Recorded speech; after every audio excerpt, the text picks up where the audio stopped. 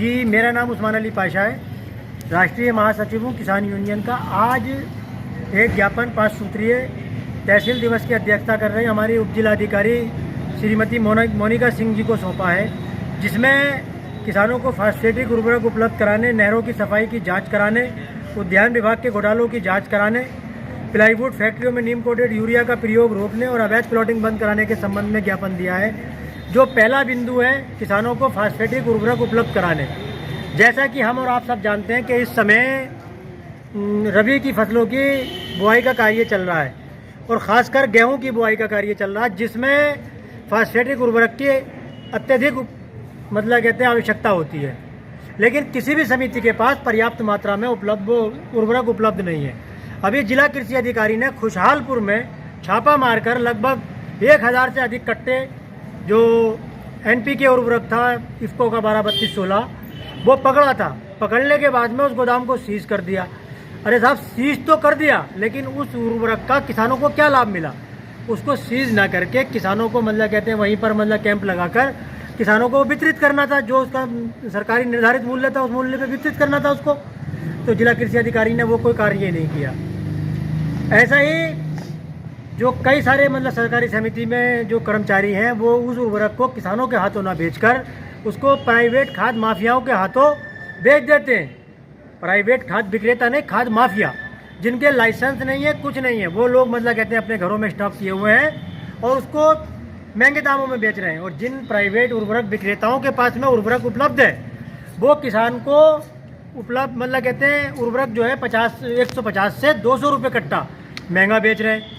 और उसके साथ साथ कोई ना कोई घटिया दर्जे का जिंक, जाइम या फिर अन्य कृषि रसायन उसको ज़बरदस्ती दे रहे हैं, जिससे किसान के ऊपर जहाँ एक और आर्थिक लाभ कहते हैं जो लोड पड़ रहा है, दूसरा उसके साथ साथ जो है कहते हैं उसकी भूमि की उर्वरा शक्ति भी ख़राब हो रही है, क्योंकि अनावश्यक रूप से कीटनाशक, जाइम, जिंक वगैरह डालने से उसकी भूमि की उर्वरा शक्ति ख़राब हो रही है।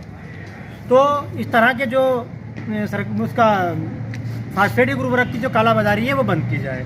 नहरों की सिल्ट और जंगल सफाई का कार्य चल रहा है, जिसमें किसी भी नहर में जो भी सफाई की गई है मानक अनुरूप सफाई नहीं की गई। अब के साल क्या नहीं की गई, कभी लगातार मानक अनुरूप सफाई की नहीं जाती। एक खंडिया राजवा नहर से एक नहर निकलती है मेहंदीपुर माइनर, जिसकी मुझे बहुत ज़्यादा शिकायतें मिली। किसानों ने वहाँ की शिकायतें की, जब मैंने जाके देखा तो उसमें 50 से अधिक पुलिये हैं, जगह जगह कहते हैं ब्रेकर लगा के रास्ते बनाना, ये करना वो करना। और वो ठेकेदार ने जो नहर की सफाई की है वो बिल्कुल कागज़ों में कर दी। अब वहाँ के जो जेई हैं, वहाँ पर जो शिषपाल तैनात हैं, जो जिलेदार हैं, वो बार बार मुझसे संपर्क कर रहे हैं, कह रहे हैं साहब, अरे साहब क्या कर सकते हैं ये वो। अरे भाई क्यों नहीं कर सकते हो? जब आप उसके कहते हैं वहाँ पर ठेकेदार के खिलाफ कार्रवाई करो, उसने जब सही काम नहीं किया तो हमने इसके संबंध में कई बार फ़ोन पर अवगत कराया वहाँ के अधिशासी अभियंता नहरखंड रामपुर, और जो वहाँ पर कहते हैं उपखंड अभियंता, उनको भी अवगत कराया, लेकिन किसी ने भी कहते हैं संज्ञान नहीं लिया। और इन नहरों की सफाई में कोई भी कहते हैं मानक अनुरूप कार्य नहीं हो रहा है। तीसरा बिंदु उद्यान विभाग का है। उद्यान विभाग में जितने भी नर्सरी इंचार्ज हैं, किसानों को वहाँ पर उद्यान विभाग की किसी भी योजना का लाभ नहीं दे रहे हैं, बल्कि बिचौलियों के माध्यम से कालाबाजारी कर रहे हैं। क्योंकि उद्यान विभाग में बहुत सारी योजनाएं किसानों के लिए आती हैं, जैसे कि ड्रिप इरिगेशन आता है, रेन गन आती है, स्प्रिंकलर आता है, इसके अलावा क्रेट वगैरह आते हैं जो अपने फल बागवानी वगैरह जो करते हैं किसान, तो उसमें कहते हैं मंडी तक ले जाने में उन्हें सुविधा हो। तो यहाँ के इंचार्ज क्या कर रहे हैं कि उसमें कागज़ों में खाना पूर्ति करने के बाद में उन क्रेटों को महंगे दामों पर बेच देते हैं प्राइवेट में।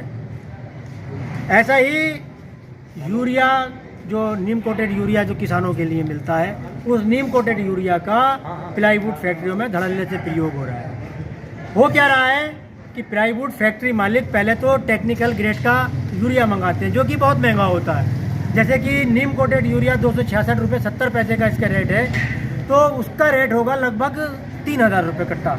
तो ये मंगाते हैं, मंगाने के बाद में क्योंकि वो वैसे मिलता नहीं, अगर कोई आम आदमी उसको ख़रीदना चाहेगा तो वो मिलेगा नहीं, क्योंकि वो फैक्ट्री के नाम से ही मिलता है और फैक्ट्री का लाइसेंस लगाना पड़ता है तब मिलता है।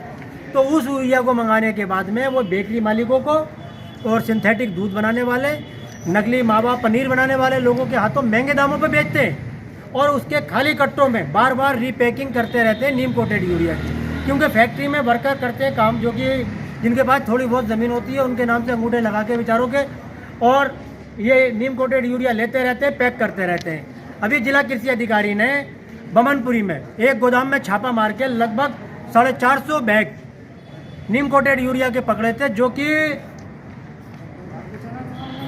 कोयला पे स्थित एक फैक्ट्री है उसके वो रखे हुए थे। लेकिन किया क्या कि वो एक खाद विक्रेता के नाम फर्जी जिला कृषि अधिकारी ने मुकदमा दर्ज करा दिया। ना तो गोदाम इंचार्ज के खिलाफ कोई मुकदमा कराया, गोदाम मालिक के खिलाफ कोई मुकदमा कराया, और ना मतलब कहते हैं प्लाईवुड फैक्ट्री के खिलाफ कराया। इससे जिला कृषि अधिकारी की मिलीभगत साफ जाहिर होती है। शहर रामपुर शहर और उसके आसपास नॉन जेडे ज़मीनों में लगातार मतलब कहते हैं प्लॉटिंग हो रही है। और रामपुर विकास प्राधिकरण की स्थापना इसलिए की गई थी कि यहाँ पर जो गरीब हैं उनको सर्व सुविधा उपलब्ध, अच्छे मकान मिल सकें और उसका जो है आरडीए जो मतलब कहते हैं अप्रूव करे उसको। लेकिन यहाँ पर जब से आरडीए बना जब से तो नॉन जेडे ज़मीनों तक पे मतलब कहते हैं लगातार प्लॉटिंग हो रही है। सिरली 7 की ज़मीनों में प्लॉटिंग हो रही है, जिसमें तहसील सदर के ग्राम बमनपुरी, ताशका पहाड़ी, अहमदनगर पहाड़ी, अजीतपुर, बेनजीरपुर, काडमपुर, ठोटर, डूंगरपुर, इन सारी ज़मीनों में लगातार प्लॉटिंग हो रही है। लेकिन कोई भी इसकी जांच नहीं कर पा रहा है। इसके संबंध में अनेकों बार शिकायतें की गई लेकिन कोई मतलब कहते कार्रवाई नहीं हुई।